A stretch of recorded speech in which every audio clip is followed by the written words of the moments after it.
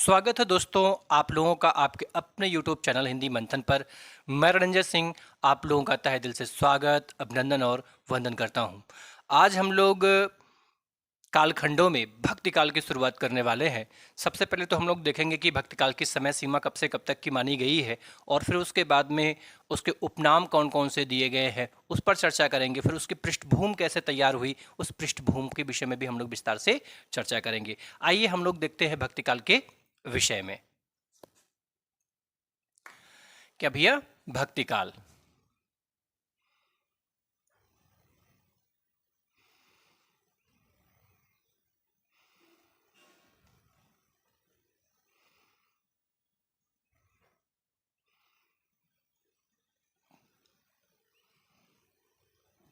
समय सीमा।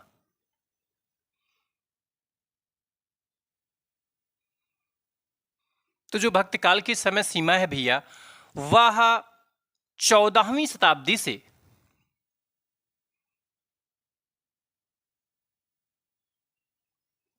14वीं शताब्दी से 17वीं शताब्दी तक है।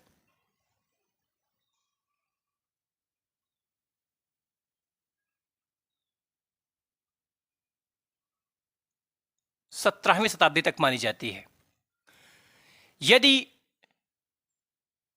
इसी के परिप्रेक्ष्य में हम लोग विक्रमी संवत में इसकी बात करें जो शुक्ल के अनुसार है, तो विक्रमी संवत जो शुक्ल के अनुसार है वो क्या है?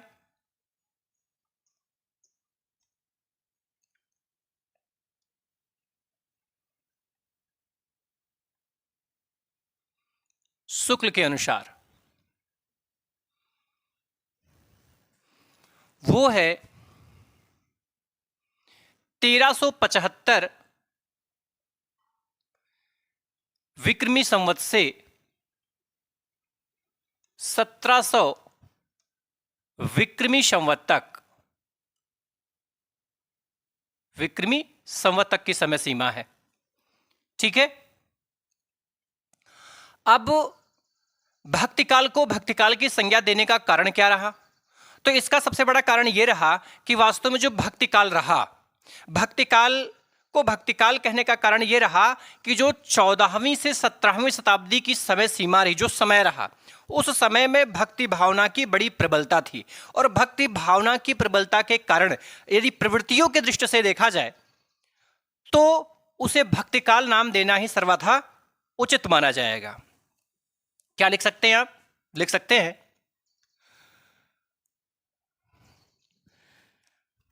14वीं शताब्दी से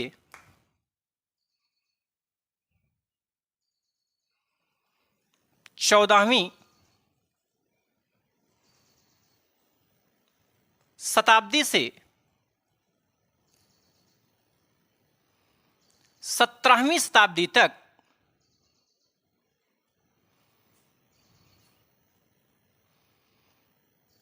शताब्दी तक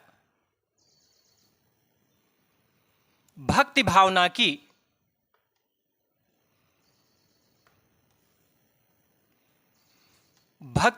की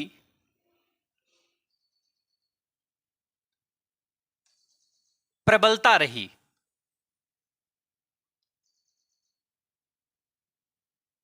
प्रबलता रही।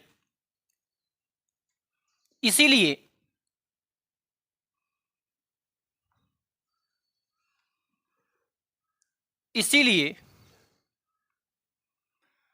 प्रवृत्ति की दृष्टि से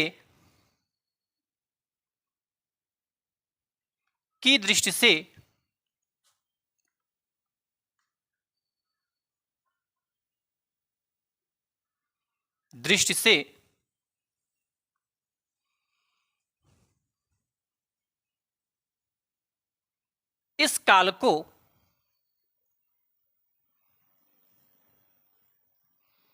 भक्ति काल कहना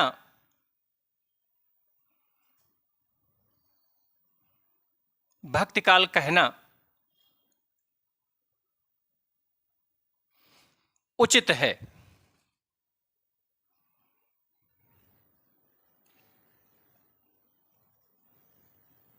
भक्ति काल कहना उचित है। बात समझ में आई?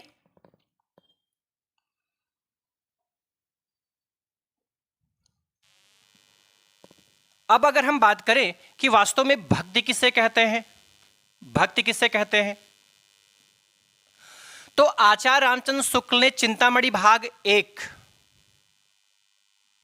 श्रद्धा और भक्ति, अगर इसको हम देखें चिंतामणि भाग 1, तो चिंतामणि भाग 1 के अंतर्गत आचार्य रामचंद्र शुक्ल ने श्रद्धा और प्रेम के मिलन को ही भक्ति कहा है। मिलन को ही क्या कहा है? भक्ति कहा है।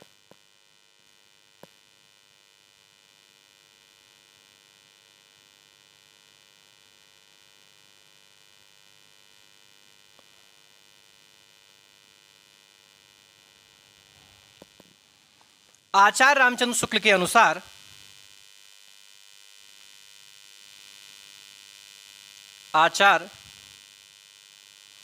आचार्य रामचंद्र शुक्ल के अनुसार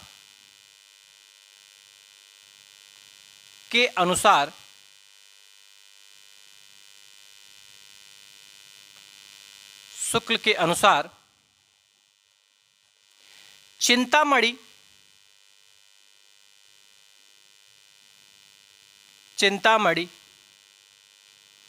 भाग 1 श्रद्धा और भक्ति, श्रद्धा और भक्ति शीर्षक नामक निबंध में, शीर्षक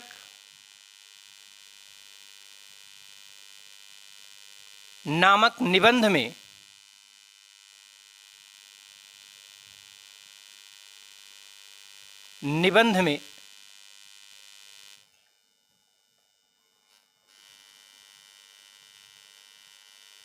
श्रद्धा और प्रेम के मिश्रण को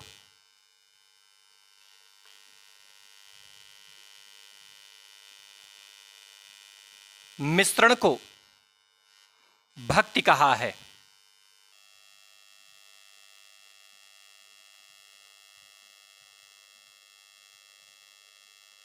भक्ति कहा है।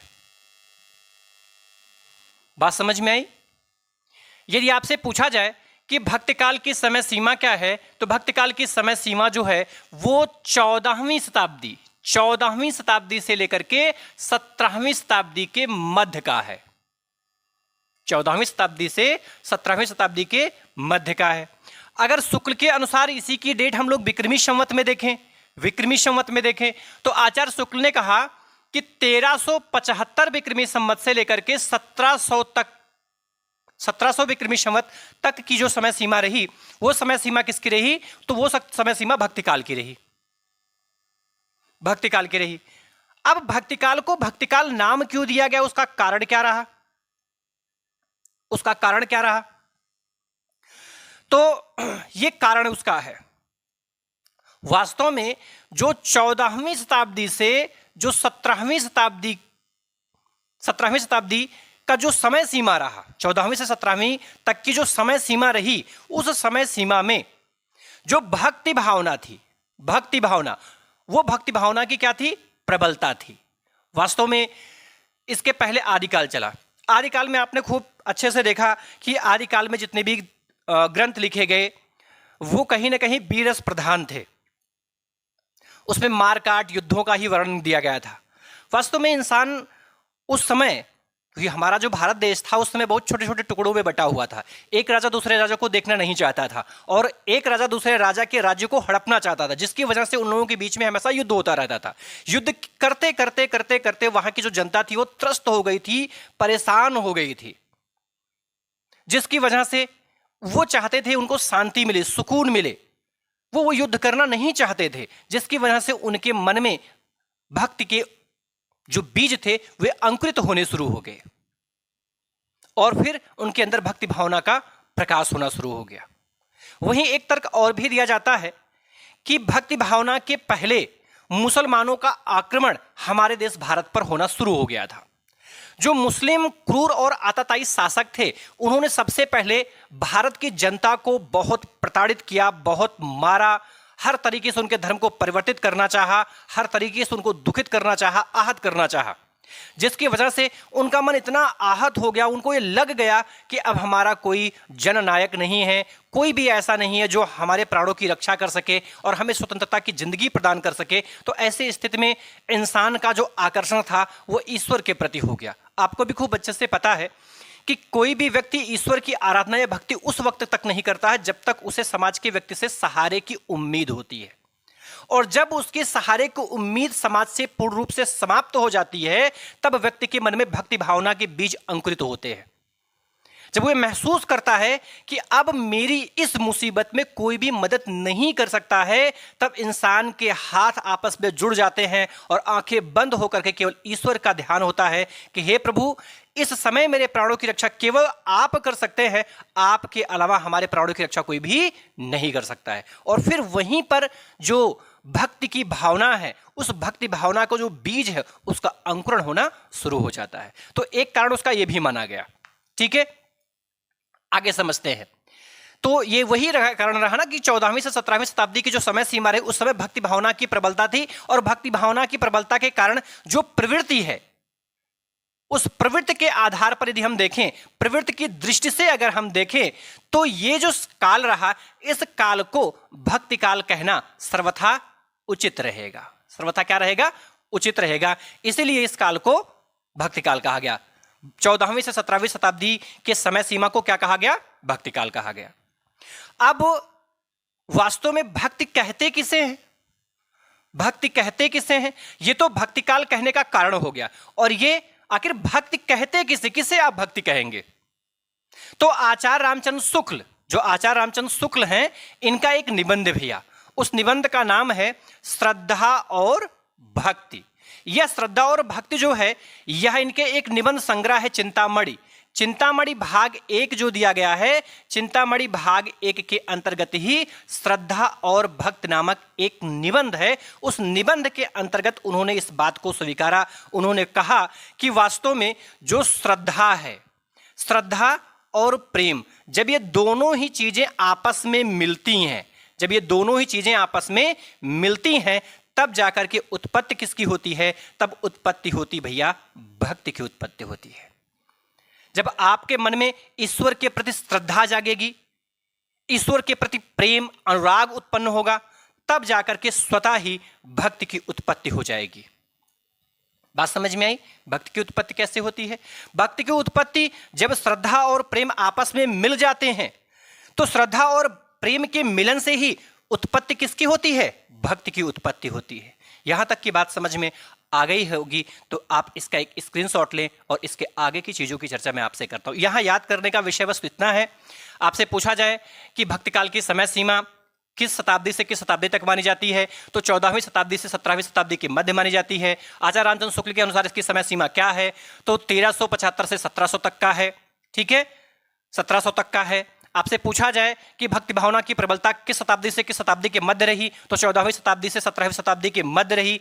अगर आपसे पूछा जाए कि आचार्य रामचंद्र शुक्ल ने भक्ति को परिभाषित करते हुए अपनी किस निबंध में इसकी चर्चा की है, तो आप कह सकते हैं चिंतामणि भाग 1 में श्रद्धा और भक्ति नामक जो शीर्षक नामक निबंध है, उस निबंध के अंतर्गत उन्होंने भक्ति के विषय में चर्चा की है। उन्होंने भक्ति को परिभाषित किया। उन्होंने बताया कि वास्तव में श्रद्धा और प्रेम का जब आपस में मिलन होता है, तब जाकर के भक्ति की उत्पत्ति होती है। यहां तक की बात समझ में आ गई? आप इसका एक स्क्रीनशॉट ले, मैं आगे की चर्चा आपसे करता हूं।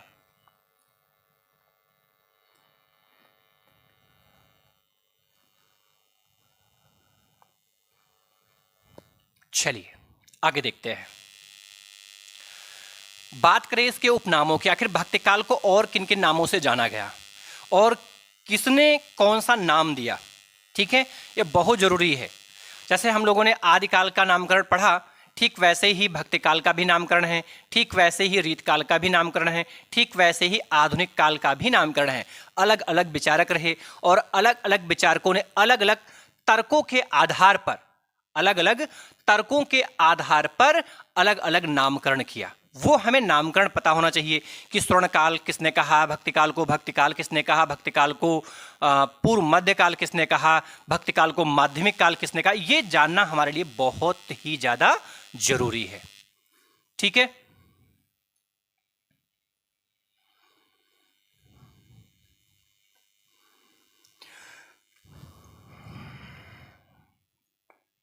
उपनाम।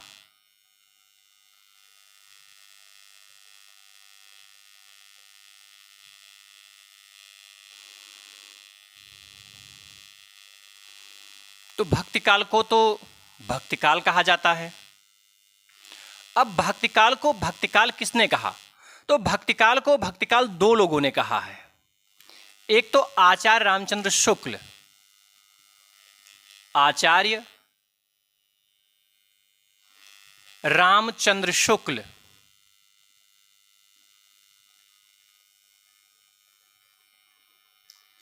आचार्य रामचंद्र शुक्ल और डॉक्टर रामकुमार वर्मा।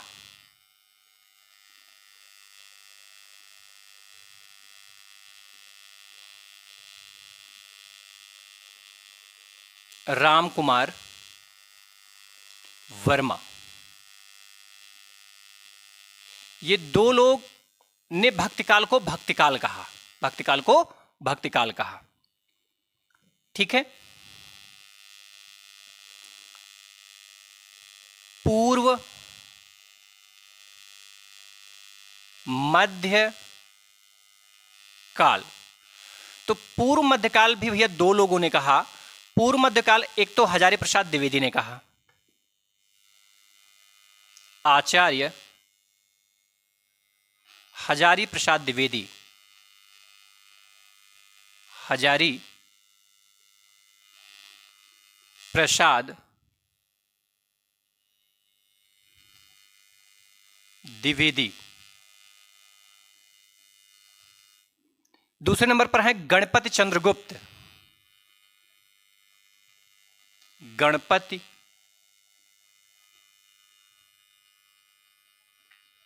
चंद्र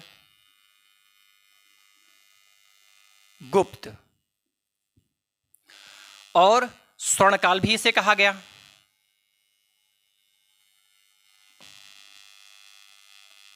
स्वर्णकाल, स्वर्णकाल किसने कहा? तो जॉर्ज ग्रियर्सन ने कहा, जॉर्ज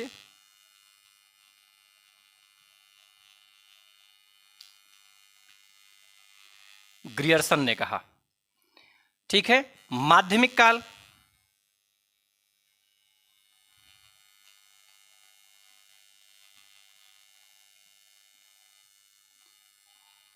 माध्यमिक काल, माध्यमिक काल किसने कहा? तो माध्यमिक काल कहा मिस्र बंधु ने।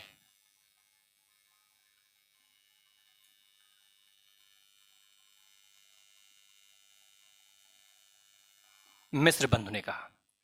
ठीक है, बात समझ में आई? यानी भक्तिकाल को भक्तिकाल किसने कहा? तो भक्तिकाल को भक्तिकाल आचार्य रामचंद्र शुक्ल और डॉक्टर रामकुमार वर्मा ने कहा।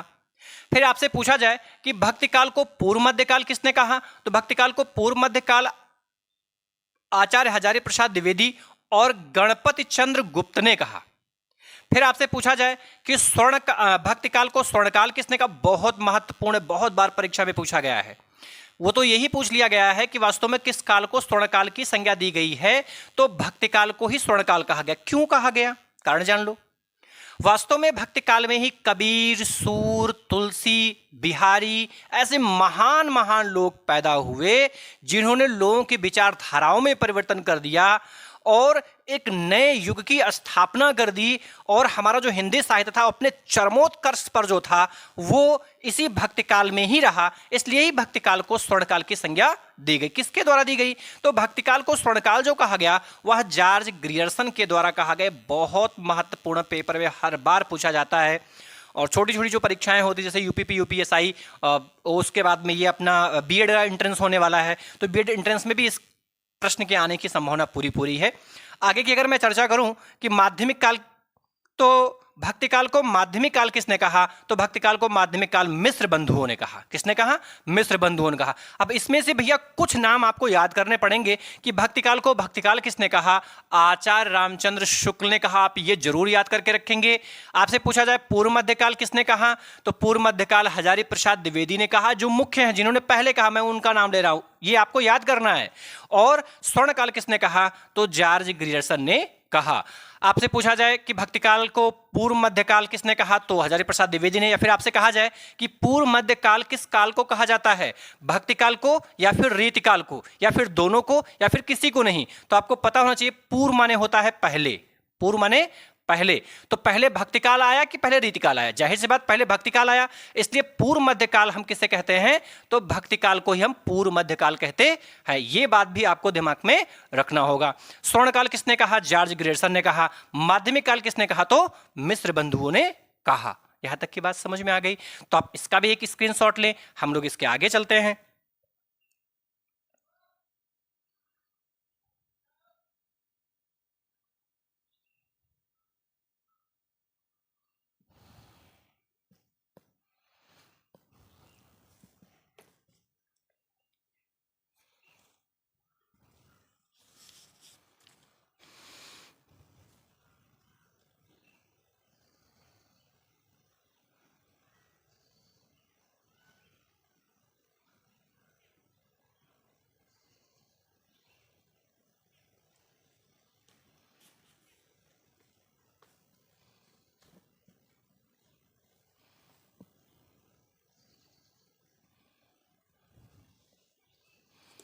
चलिए आगे देखते हैं।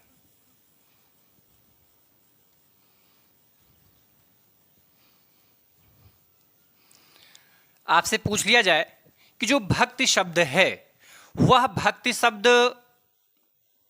कैसे बना हुआ है? तो भक्ति शब्द जो है वो भज धातु से बना हुआ है। किस धातु से भैया?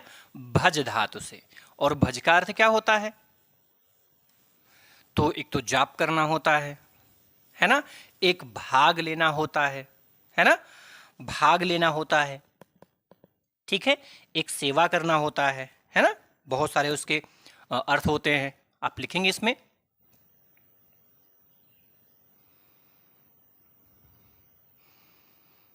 भक्ति शब्द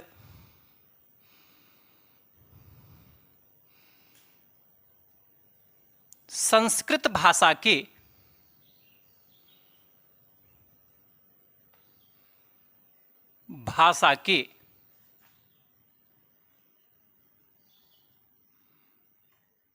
संस्कृत भाषा के भज धातु से बना है।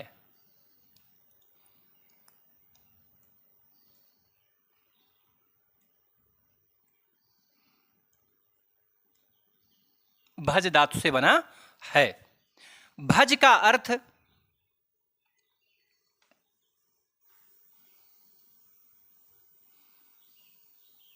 भज का अर्थ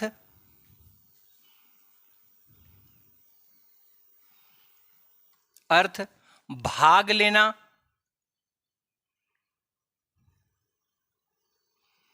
भाग लेना। अच्छा हाँ, एक बात और, ये भाग लेना का मतलब क्या समझ रहे हैं आप? भाग लेने का मतलब यहां पर भाग का अर्थ है हिस्सा। भाग का अर्थ क्या भैया? हिस्सा। नहीं तो आपके दिमाग में कुछ और चल रहा है ना? वो भागने वाली बात नहीं हो रही है, भागने क्रिया की बात नहीं हो रही यहां पर भाग का अर्थ है हिस्सा लेना, ठीक है। भाग लेना या सेवा करना, या सेवा करना, सेवा करना होता है, ठीक है। आगे भक्ति सूत्र के आदि प्रणेता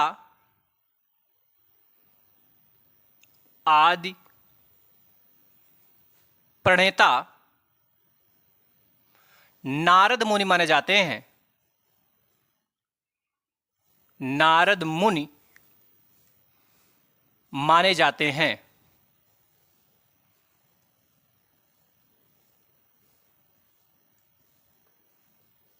नारद मुनि माने जाते हैं। भक्ति सूत्रों की संख्या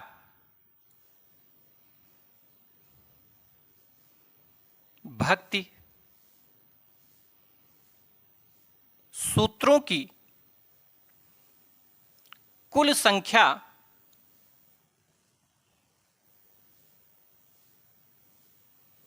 कुल संख्या 11 मानी गई है।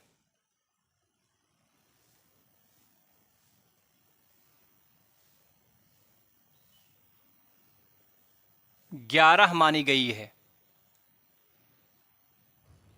ठीक है, कितनी मानी गई भैया? 11 मानी गई है।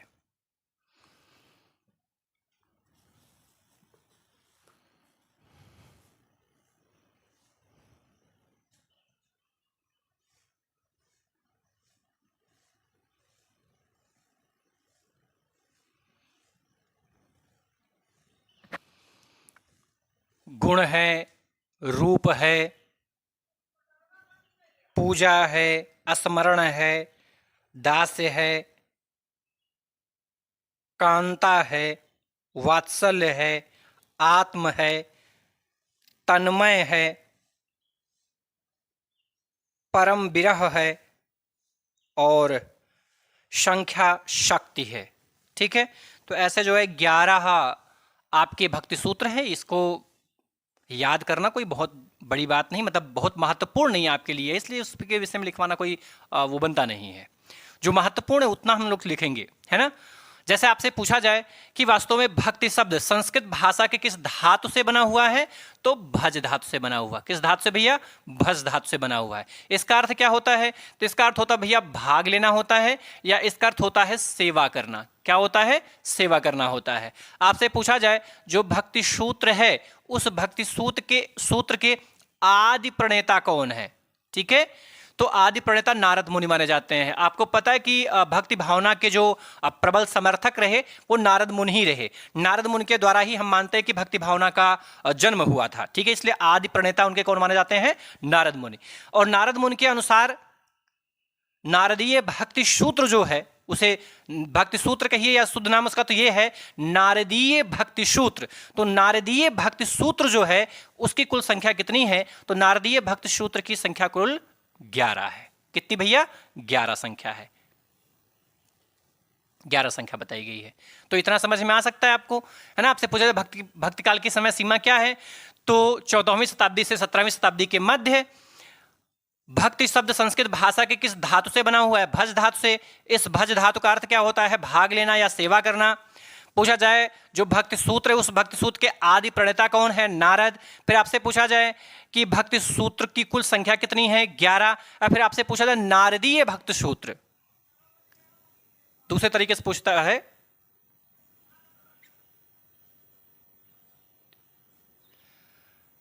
नारदीय भक्ति सूत्र, अर्थात नारद जी के द्वारा जो भक्ति के सूत्र बताए गए वो कितने बताए गए? तो नारदीय भक्ति सूत्र भी क्या है? 11 ही है। ठीक है, ये और ये दोनों एक ही चीज है। कभी कभी वो भक्ति सूत्र करके पूछ लेता, भक्ति सूत्र पूछेगा तो भी 11, और नारदीय भक्ति सूत्र पूछेगा तो भी 11 हो जाएगा। ठीक है, यहां तक की बात समझ में आ गई। आप इसका भी एक स्क्रीनशॉट लें।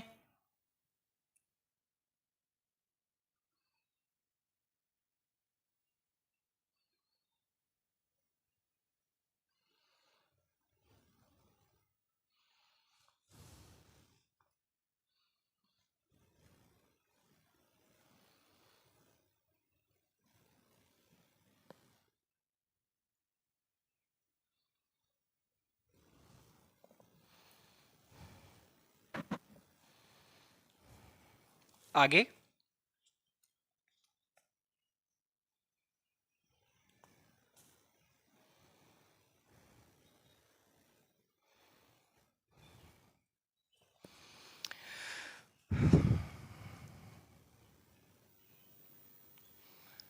भक्ति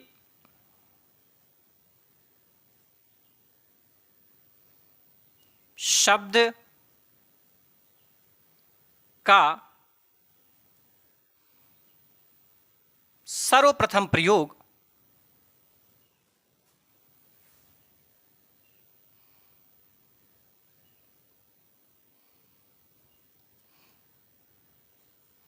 सर्वप्रथम प्रयोग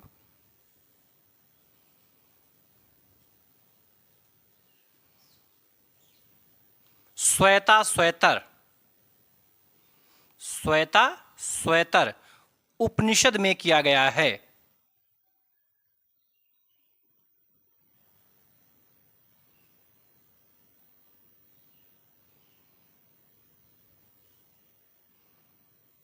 किया गया है।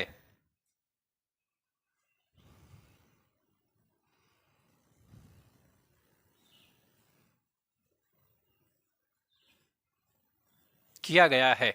यह पॉइंट भी आपके लिए बहुत महत्वपूर्ण भैया। ठीक है, ले लिया आपने स्क्रीनशॉट इसका भैया। आगे चलते हैं हम लोग। यदि हम भक्ति भावना की बात करें कि वास्तव में जो भक्ति भावना रही, उस भक्ति भावना का विकास कहाँ से हुआ, तो हम ये मानते हैं भक्ति भावना का जो विकास हुआ है वो दक्षिण भारत से हुआ है। कहाँ से भैया? दक्षिण भारत से। और दक्षिण भारत में किनके द्वारा? तो दक्षिण भारत में जो आलवार भक्त थे, उन आलवार भक्तों के द्वारा ही भक्ति भावना का विकास माना जाता है। सबसे पहले भक्ति भावना का जो विकास हुआ वो कहाँ से हुआ? दक्षिण भारत से हुआ। इस प्रश्न को ध्यान में रखना है, क्योंकि ये प्रश्न आपके टीजीटी में पूछा गया था कि भक्ति भावना का सर्वप्रथम विकास कहाँ से हुआ था, तो दक्षिण भारत से हुआ था। कहाँ से हुआ था भैया? दक्षिण भारत से हुआ था। ये बात आपको ध्यान में रखनी होगी।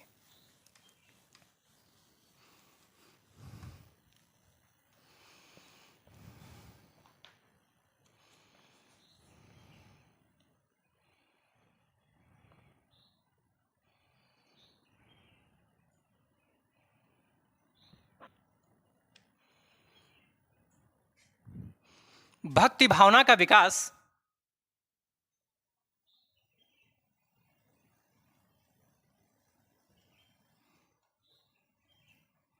भक्ति भावना का विकास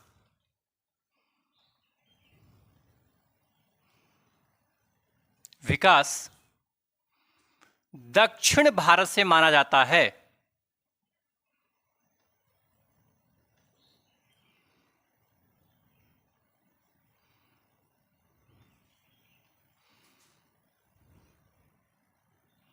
माना जाता है।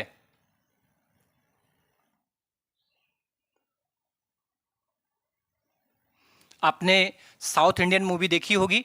साउथ इंडियन मूवी में अभी भी आप इस बात को देखते होंगे कि सबसे ज़्यादा जो मंदिर हैं, मंदिरों के विषय पर या वहाँ की जो है रहस्यमय तरीके से, स्पेशली मैंने देखा है कि जो साउथ इंडियन मूवी है, उस साउथ इंडियन मूवी में भगवान के प्रति वो लोग ज़्यादा आस्थावान दिखाए जाते हैं। कोई ऐसी मूवी शायद ही एक दो इक्की दुक्की मूवी होगी जिसमें जो है मंदिरों की चर्चा ना की जाए। वैसे मैंने देखा है अधिकांश जो साउथ इंडियन मूवी बनती है उसमें भक्ति के विषय में, मैंने भगवान के मंदिरों के विषय में जरूर दिखाया जाता है। उसका कारण भी कहीं ना कहीं ये होता है कि जो साउथ इंडियन लोग हैं वो ईश्वर के प्रति बहुत ज़्यादा आस्थावान होते हैं। ठीक है, और वो चीज़ें ऐसे नहीं कि आज से ही है, बहुत पहले से है। यहाँ तक कि भक्ति भावना का जो विकास भी हुआ कहाँ से हुआ है? दक्षिण भारत से हुआ है। कहाँ से हुआ भैया? दक्षिण भारत से हुआ है। भक्ति भावना का विकास कहाँ से हुआ है? दक्षिण भारत से हुआ है। ये बात भी आपको ध्यान में रखनी होगी भैया।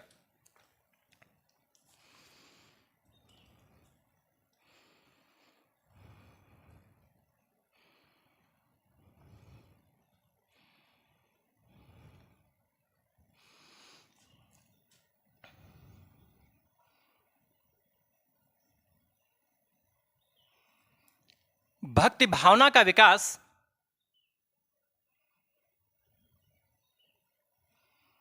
विकास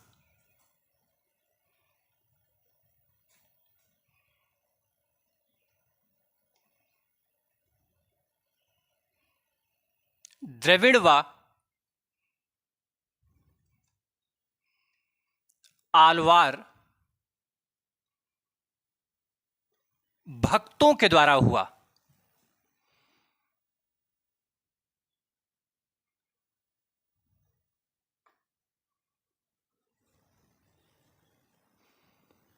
आलवार भक्तों के द्वारा हुआ। ठीक है, अब ये आलवार कौन है यह जानना बहुत जरूरी आपके लिए है। ठीक है, आलवार विस्तार से पहले हम लोग इस आलवार के विषय में समझते हैं। जब आप आलवार के विषय में जान जाएंगे तो इनकी भक्ति भावना भी समझना आपके लिए बहुत आसान हो जाएगा। ठीक है,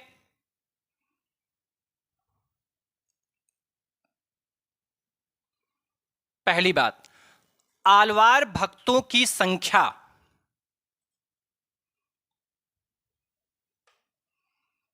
आलवार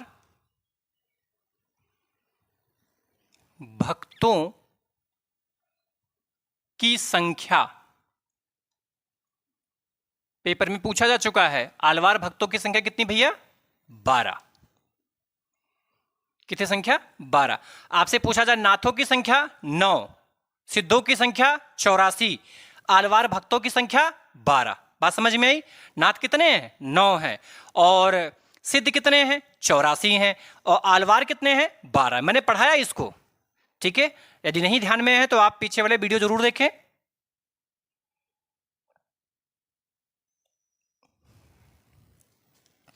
आलवार तमिल भाषा का शब्द है।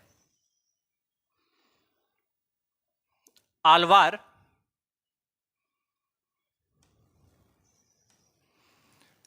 तमिल भाषा का शब्द है।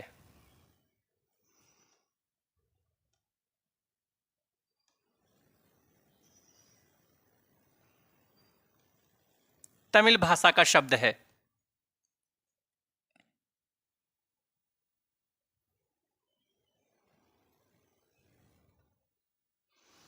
दक्षिण भारत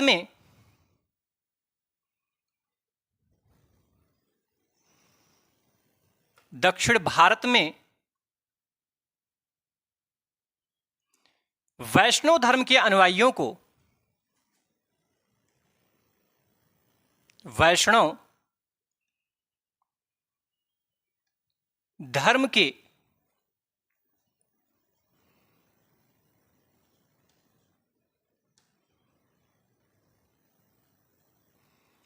अनुयायियों को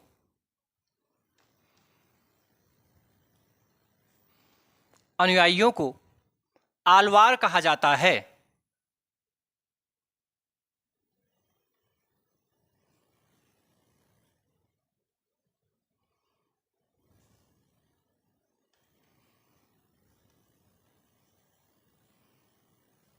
आलवार कहा जाता है।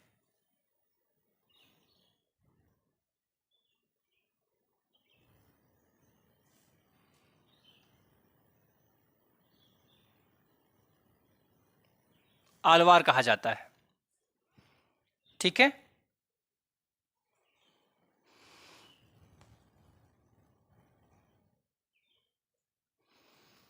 आलवार भक्तों के पदों की संख्या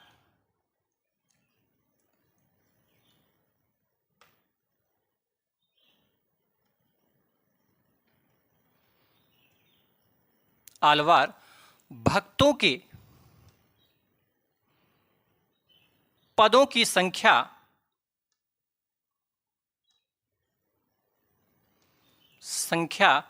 4000 है।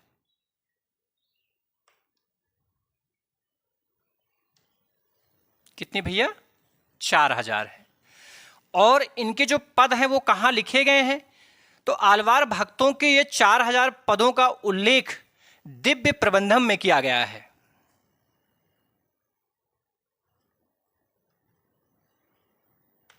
आलवार भक्तों के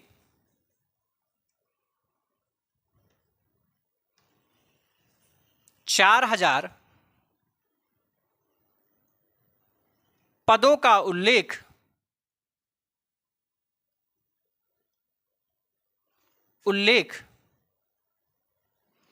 दिव्य प्रबंधम में किया गया है।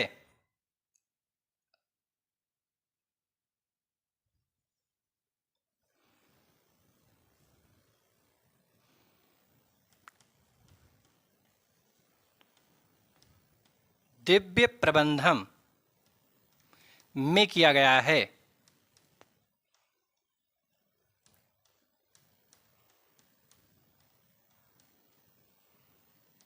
दिव्य प्रबंधम में किया गया है। बात समझ में आ गई भैया? यानी आपसे पूछा जाए कि वास्तव में जो भक्ति भावना रही, उस भक्ति भावना का विकास कहां से हुआ? तो भक्ति भावना का विकास दक्षिण भारत से हुआ। और भक्ति भावना का विकास किन लोगों ने किया? तो भक्ति भावना का विकास द्रविड़ और आलवार भक्तों ने किया। ये आलवार भक्त कौन थे, इनकी संख्या कितनी थी? तो आलवार भक्त जो थे, इन आलवार भक्तों की संख्या 12 बताई गई। कितनी बताई गई भैया? 12 बताई गई है। आलवार किस भाषा का शब्द है? तो आलवार जो है वो तमिल भाषा का शब्द है। किस भाषा का? तमिल भाषा का शब्द है। आलवार का अर्थ ये जो तमिल भाषा का शब्द है, अगर आपसे पूछा जाए भाई ये आलवार कहते किसे हैं, तो जो दक्षिण भारत है, उस दक्षिण भारत में जो लोग वैष्णव धर्म के अनुयायी हैं, अर्थात वैष्णव धर्म को मानने वाले हैं, भगवान विष्णु के जो उपासक हैं, उनको ही क्या कहा जाता है? उनको ही भैया आलवार कहा जाता है। क्या कहा जाता है? आलवार कहा जाता है। ये जो आलवार भक्त हैं, ये आलवार भक्त जो ईश्वर की उपासना के लिए जो पदों का निर्माण किए, पदों का, उन पदों की संख्या कितनी है? तो उन पदों की संख्या 4000 है। कितनी भैया? 4000 है। ये बात ध्यान में रखनी। कितने हजार है? 4000 है। फिर आपसे पूछे कि आलवार भक्तों के द्वारा लिखे गए जो 4000 पद हैं, इन 4000 पदों का उल्लेख कहां मिलता है? तो इन 4000 पदों का उल्लेख जो मिलता है वो दिव्य प्रबंधम में मिलता है। दिव्य प्रबंधम एक बहुत ही विस्तृत पुस्तक है जिसमें वैष्णव धर्म के विषय में लिखा गया है, और आलवार भक्तों के जो 4000 पद हैं, उन 4000 पदों का संग्रहण भी इसी दिव्य प्रबंधम में ही किया गया है। ठीक है, यहां तक की बात समझ में आ गई? तो आप इसका भी एक स्क्रीनशॉट लें, आगे की चीजें हम लोग समझते हैं।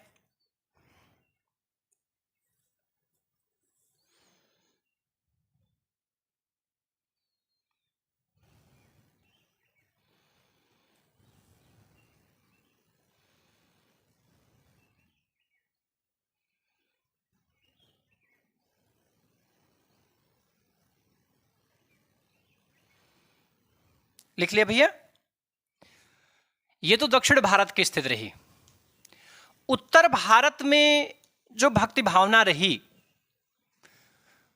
उसके विकास का जो कारण है, उसके विकास, यानी उत्तर भारत, ये तो दक्षिण भारत की बात है ना। अगर उत्तर भारत में हम लोग भक्ति भावना के विकास की बात करें, तो पहली महत्वपूर्ण बात तो ये जान लो कि दक्षिण भारत के बाद उत्तर भारत में भक्ति भावना का विकास हुआ।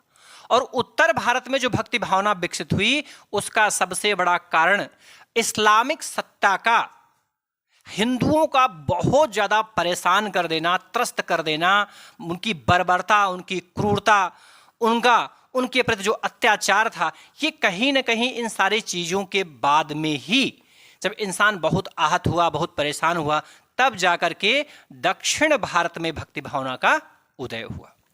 तो नोट में एक पॉइंट क्यों लिख लेंगे कि वास्तव में दक्षिण भारत में जो भक्ति भावना के उदय का कारण रहा, वो कारण क्या रहा।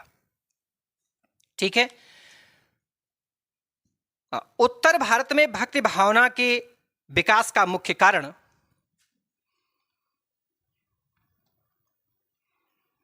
उत्तर भारत में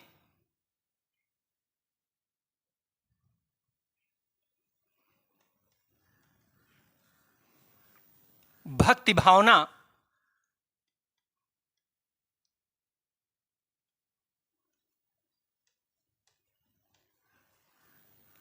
उदय का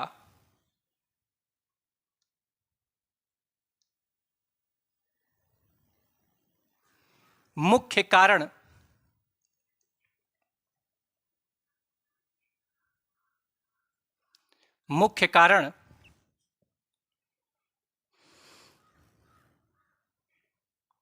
राजनैतिक एवं इस्लामिक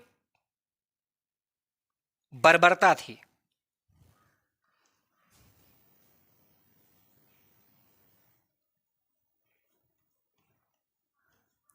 राजनैतिक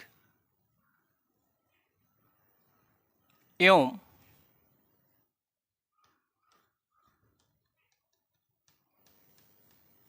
इस्लामिक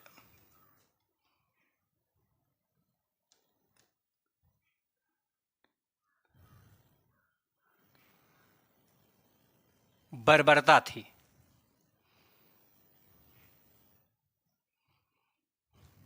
ठीक है, मैंने आपसे बताया ना कि दक्षिण भारत में भक्ति भावना का उदय सबसे पहले हुआ। तो ऐसा नहीं था कि उत्तर भारत में भक्ति भावना का उदय नहीं हुआ।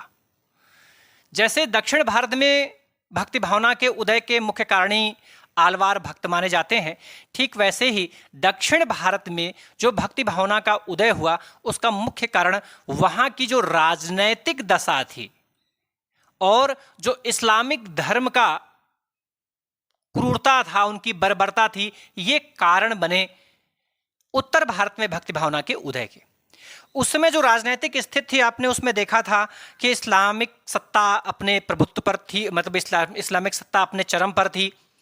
उसने हिंदुओं को बड़ी क्रूरतापूर्वक मारा, बहुत दबाया और हर हथकंडे के द्वारा उनके धर्म का परिवर्तन करना चाहा। चाहे धन बस अर्थात लोभ बस उन्होंने परिवर्तित करने की इच्छा किस उसकी, भाई पहले तो उन्होंने सोचा कि उन पर जो है धन का दबाव दिया जाए, तो कुछ लोग धन के दबाव में आकर के उन्होंने ढेर सारा धन दे दिया उनको, तो उसकी वजह से उन्होंने धन परिवर्तन कर दिया। अच्छा, लेकिन कुछ लोगों ने उस हिसाब से धन परिवर्तित नहीं किया। उन्होंने कहा भाई मुझे पैसे की चाहत नहीं है, मैं इस हिसाब से अपने धर्म का परिवर्तन नहीं कर सकता हूँ, मैं जिस धर्म को मानता हूँ मैं उसी धर्म को मानूंगा। तब उन पर जो है क्या किया गया, उन पर जो है दबाव डाला गया, उनको मारा गया, पीटा गया, फिर उनके धर्म को परिवर्तन किया गया और कुछ तब भी नहीं माने, जबरदस्ती उनका धर्म परिवर्तित करा दिया गया। ठीक है, तो जब दक्षिण भारत के लोग हताश हो गए, परेशान हो गए, निराश हो गए, तब उनके मन में भक्ति भावना का विकास हुआ। ठीक है, आगे हम लोग देखते हैं भक्ति भाव के प्रकार। भक्ति भाव के प्रकार, आपसे पूछा जाए कि भाई भक्ति भाव कितने प्रकार के होते हैं, तो वास्तव में जो भक्ति भाव हिंदी साहित्य में बताए गए हैं वो भक्ति भाव 5 प्रकार के बताए गए हैं कि 5 प्रकार की भक्ति भावनाएं होती हैं।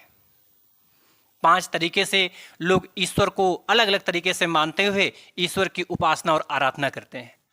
तो वो कौन कौन से भाव हैं और उनका प्रभाव क्या है, यह जानना बहुत जरूरी है। तो हम देखते हैं भक्ति भाव के प्रकार।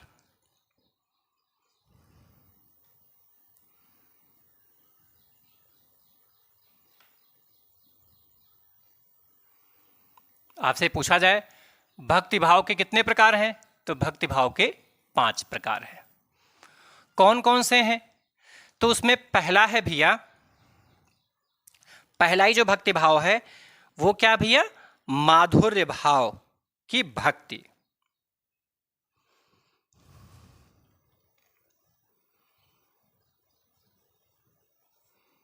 माधुर्य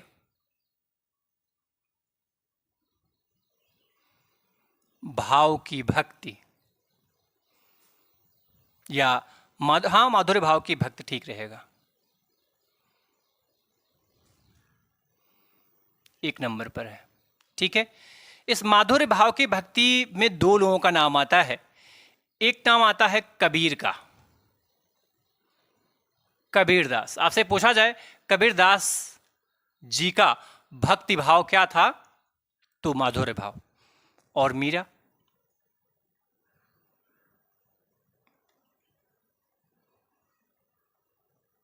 मीराबाई। अब ये माधुर्य भाव की भक्ति होती क्या है? माधुर्य भाव की भक्ति का मतलब ये होता है जब जीवात्मा और परमात्मा के मध्य में पति पत्नी का संबंध स्थापित हो जाए, स्त्री पुरुष का संबंध स्थापित हो जाए, तब उसे हम माधुर्य भाव की भक्ति कहते हैं। क्या भैया? पति पत्नी का संबंध, पति पत्नी व स्त्री पुरुष। ठीक है, जब जीवात्मा और परमात्मा के मध्य ध्यान रहे, जो जीवात्मा है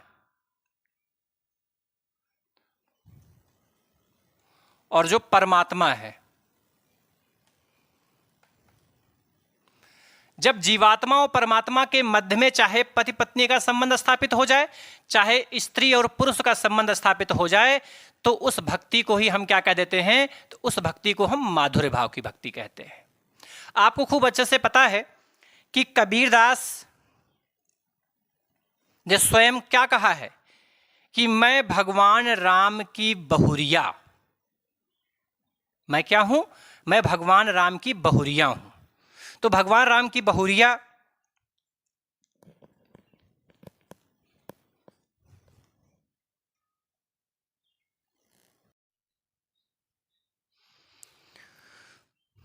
इसमें कबीरदास जी की जो भक्ति है वो माधुर्य भाव की भक्ति है, क्योंकि कबीरदास जी ने स्वयं को भगवान राम की बहुरिया कहा है, अर्थात इन्होंने स्वयं को स्त्री मान लिया और भगवान को क्या मान लिया?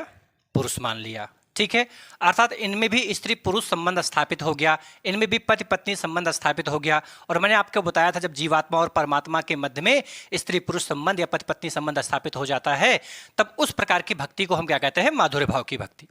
इसमें जो मीराबाई हैं, आपको खूब अच्छे से पता है, मीराबाई भगवान श्री कृष्ण की उपासक थी और भगवान श्री कृष्ण को वो अपना पति मानती थी। क्या? पति। और स्वयं को उनकी पत्नी मानती थी। तो यहां पर भी संबंध स्थापित क्या हो गया? पति पत्नी का संबंध। और जब पति पत्नी का संबंध जीवात्मा और परमात्मा के मध्य में होता है और फिर वो ईश्वर की आराधना करता है, पूजा करता है, वंदना करता है, आराधना करता है, तो ऐसी स्थिति में उस प्रकार की भक्ति को हम माधुर्य भाव की भक्ति कहते हैं। दूसरे नंबर की जो भक्ति आती भैया, उसे हम कहते हैं दास्य भाव की भक्ति। क्या? दास्य भाव की भक्ति। जो दास्य भाव की भक्ति भैया, या दास्य भाव की भक्ति मुख्य रूप से दो लोग देखने के लिए मिलती है। एक तो गोस्वामी तुलसीदास। कौन भैया? गोस्वामी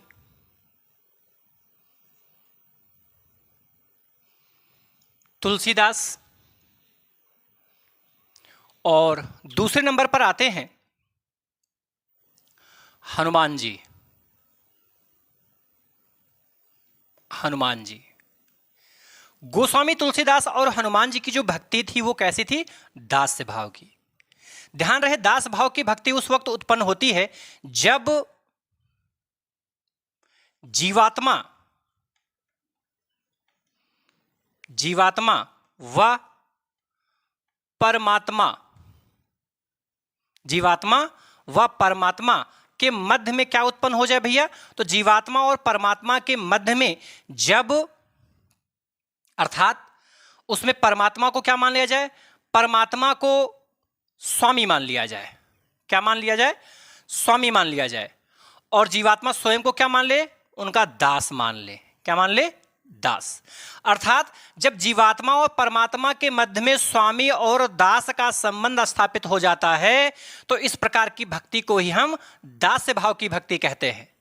आपको खूब अच्छे से पता है, गोस्वामी तुलसीदास भगवान राम को अपना स्वामी मानते हैं, अपना पूज्य मानते हैं, अपना आराध्य मानते हैं, और स्वयं को क्या कहते हैं? उनका दास कहते हैं। क्या कहते हैं भैया? उनका दास कहते हैं।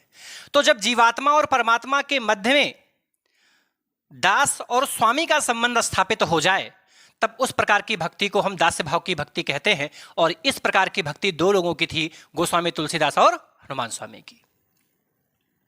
यहां पर जीवात्मा और परमात्मा के मध्य में स्त्री पुरुष या पति पत्नी का संबंध स्थापित था, तो माधुर्य भाव।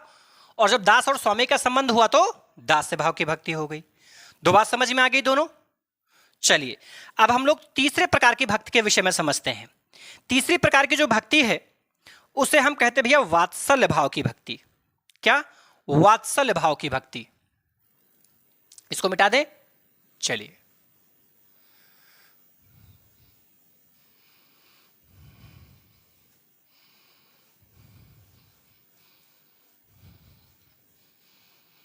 ये वात्सल्य भाव की जो भक्ति थी वो वास्तव में बाबा नंद और मां यशोदा की भक्ति जो है वो इसी श्रेणी की भक्ति मानी जाती है। ठीक है, तीसरे नंबर पर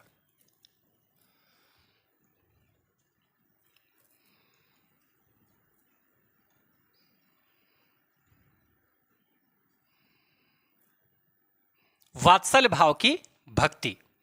ये वात्सल्य भाव की भक्ति बाबानंद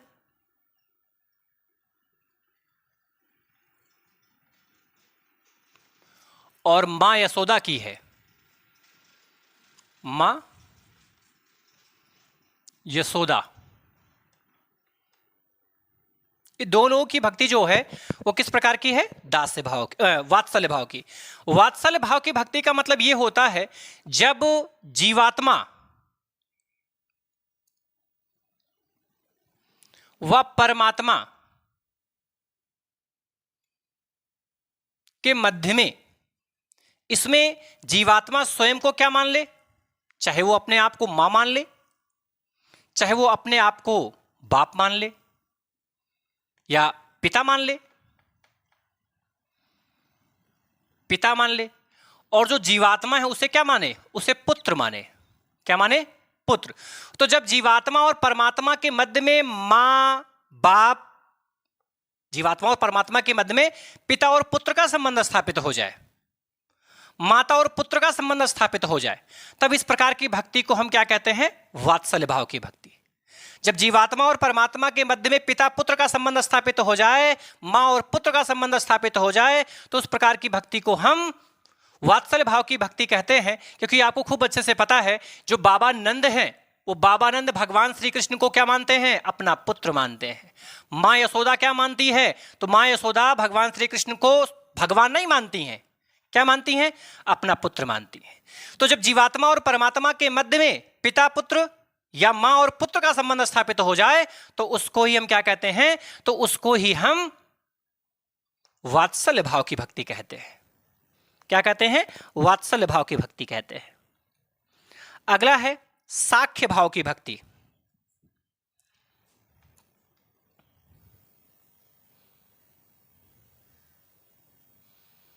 साख्य,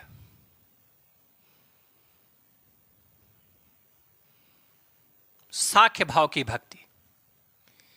ये साख्य भाव की भक्ति ये सूरदास की थी।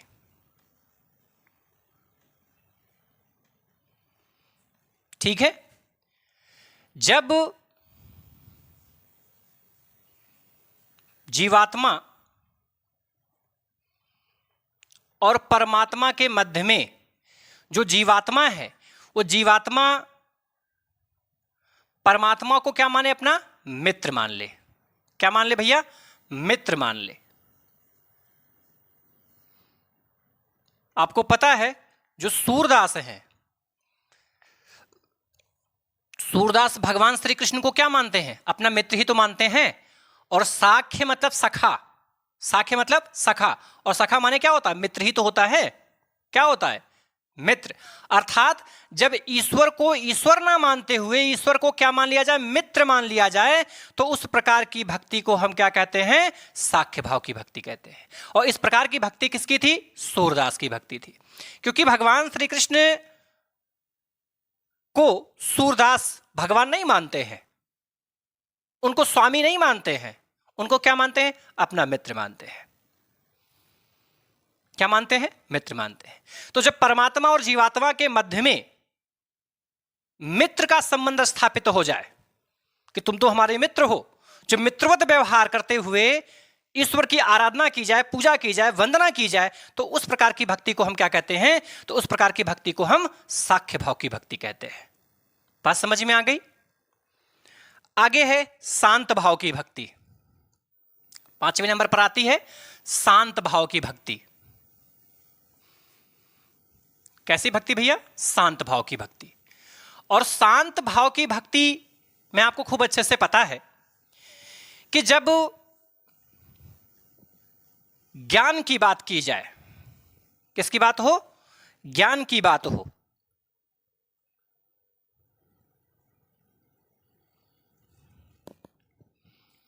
पांचवें नंबर पर शांत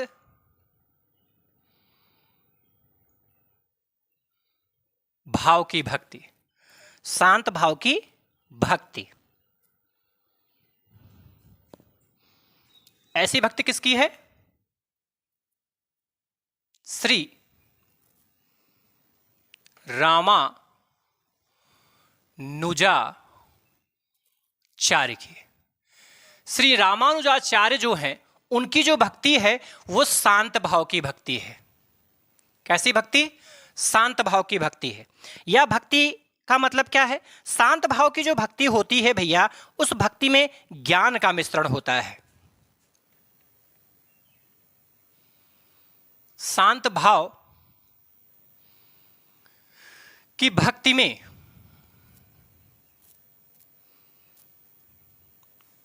ज्ञान का मिश्रण होता है।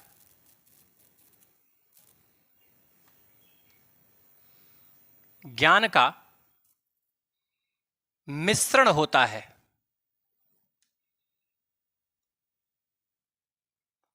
किसका मिश्रण होता है भैया?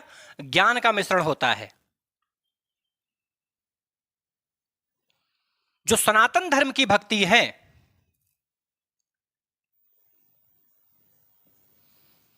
सनातन धर्म की भक्ति इसी श्रेणी की भक्ति है।